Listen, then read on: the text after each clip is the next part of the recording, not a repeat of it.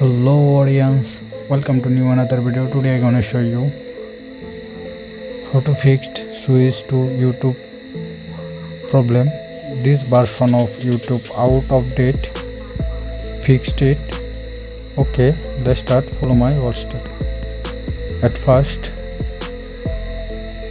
your settings. Now scroll down. Now click apps. Now search YouTube.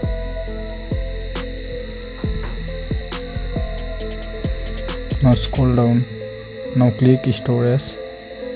Now storage clear cache and clear data.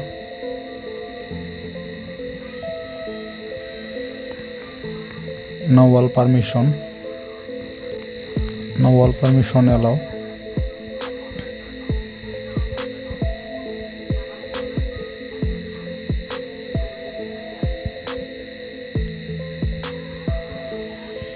Now go back. Now click your Play Store. Now search YouTube and check update.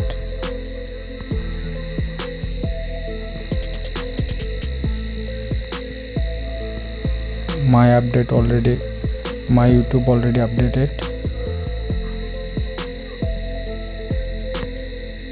Now open your YouTube.